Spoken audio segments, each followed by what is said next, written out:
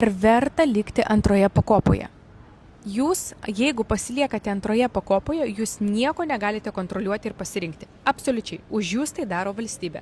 Jeigu mes išeiname iš antros pakopos, ką jūs galėsite padaryti nuo sausio 1 dienos, mes puikiai galime sudėlioti jums planą, kaip mes veikiame toliau, kiek mes atsidedam, po kiek laiko jūs norite konkrečią pinigų sumą sutaupyti ir kiek norite pinigų sumą save apdrausti.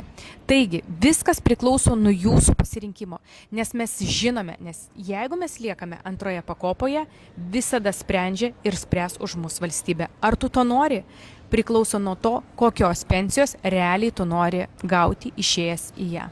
Ir aš turiu tokią gerą strategiją žmonėms, kurie nori išeiti iš antros pakopos, kurie nori pasiimti tą sukauptą pinigų sumą ir su ją dirbti toliau, investuoti, o ne išleisti tiesiog kelionėm, tiesiog pirkiniam čia ir dabar.